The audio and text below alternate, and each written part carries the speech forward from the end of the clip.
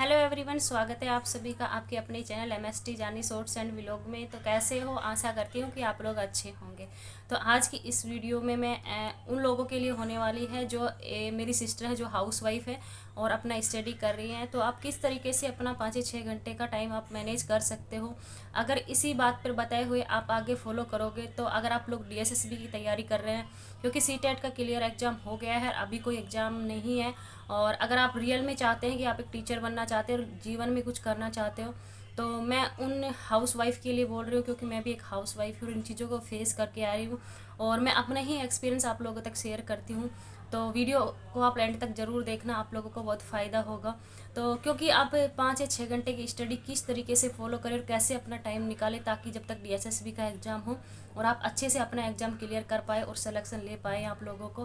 तो मैं कहती हूँ कि अगर आप अभी से स्टडी शुरू कर दोगे तो मैं 100% आप लोगों को बोलती हूँ कि जब तक एग्ज़ाम आएगा आप अपना एग्ज़ाम क्लियर कर लोगे, आपको कोई नहीं रोक पाएगा। अगर अभी से स्टडी शुरू कर दोगे, इन बातों को बताए को फॉलो करोगे तो करोगे, वरना आप कुछ नहीं करोगे तो उसमें तो कोई कुछ नहीं कर सकता है।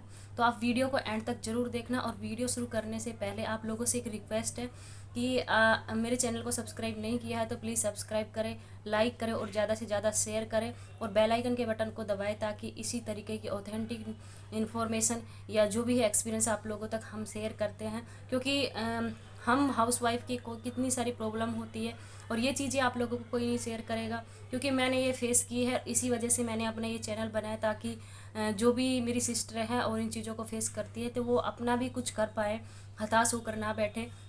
क्योंकि आप अपने लिए टाइम निकाल सकते हो, क्योंकि मैं भी अपने एक छोटे बेबी के साथ अपना टाइम निकालती हूँ, कैसे अपना पढ़ाई स्टडी करती हूँ। और मैं जो स्टडी करती हूँ उसके अकॉर्डिंग जब मैं अपना मॉक टेस्ट देती हूँ तो मेरा जो भी तैयारी की हुई है मेरा अच्छे से स्कोर हो पाता है। और मैं कहती हूँ कि अगर कोई प्रॉब्लम नहीं आई तो मैं अपना डीएसएसबी क्लियर भी कर पाऊँ, अगर आप लोगों का सपोर्ट रहा तो। और किस्मत की बात है, देखो अभी कोई श्योर नहीं बोल सकते कि हो या नहीं हो, लेकिन अपनी तरफ से मेहनत करके चलना चाहिए आप लोगों को। तो आप भी कर सकते हो, आप इतने कमज़ोर नहीं हो, क्योंकि यहाँ तक पहुँच गए हो तो कुछ सीढ़ियाँ ही बची है, तो हम उन तक पहुँच पाएंगे।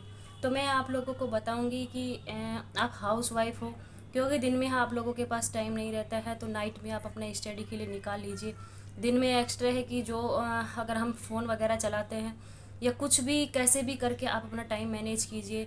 थोड़ा कुछ दिन की मेहनत है, आप लोग निकाल लीजिए, लेकिन 5 या 6 घंटे की स्टडी आपको दिन में निकालनी है। वो आपके ऊपर डिपेंड करना है, आपके ऊपर सिचुएशन है कि आप मॉर्निंग टाइम में निकालते हो, दिन में निकालते हो या नाइट में निकाल पाते हो।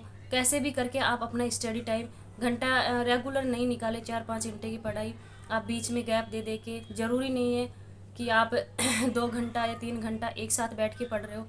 अगर मैं तो यही कहूँगी, अगर आप लोगों को 20 मिनट का टाइम भी लगता है तो आप अपनी स्टडी पे दीजिए, क्योंकि उस 20 मिनट में भी अगर आप कुछ सीखोगे तो आपके लिए बहुत हेल्पफुल होगी। तो मैं बता दूं कि डीएसएसबी में 2 एग्ज़ाम होते हैं, आप लोगों को पता होगा। तो एक तो बेसिक एग्ज़ाम जो टीजीटी पीआरटी पीजीटी सब में ही होता है, और एक अपना सब्जेक्ट का होता है। तो जो जनरल पेपर होता है मैं उनके लिए बोलूँगी।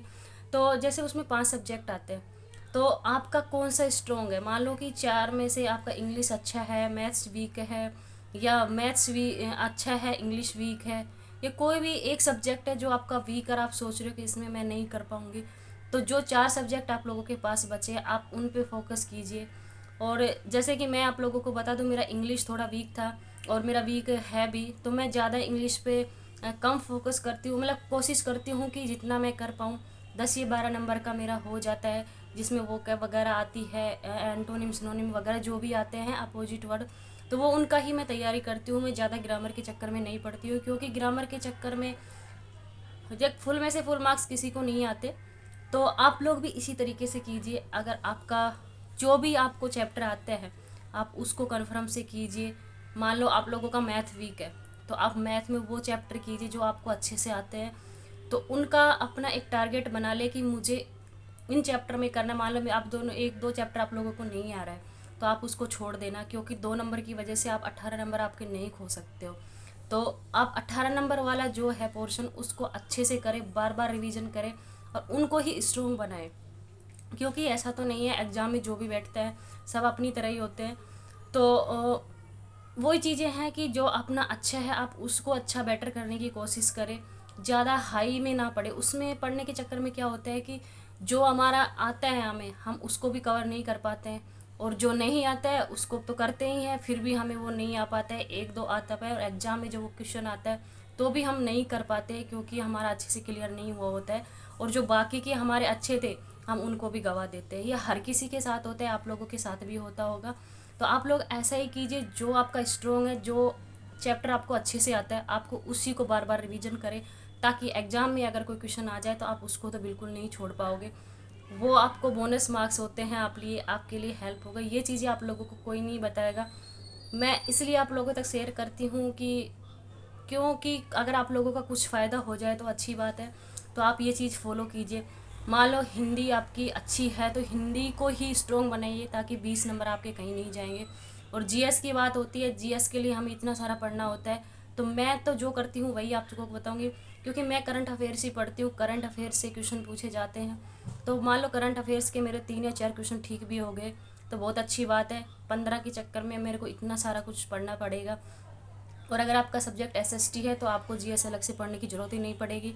मान लो अदर सब्जेक्ट है तो आप भी जीएस को इग्नोर कर सकते हो अगर आप चाहो तो। और अगर आपका जीएस अच्छा है तो बहुत अच्छी बात है आप लोगों के लिए, आप उनकी तैयारी अच्छे से कीजिए।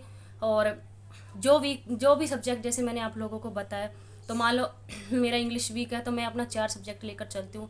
मैथ है, रीजनिंग है, हिंदी है और जीएस है। जीएस क्योंकि मेरा एसएसटी की वजह से मेरा तैयार हो जाता है, तो मैं उन चारों पे फोकस रखती हूँ कि मुझे 80 नंबर में से मुझे अपने 75 नंबर कहीं नहीं जाने चाहिए, क्योंकि एक दो मिस्टेक हो जाता है।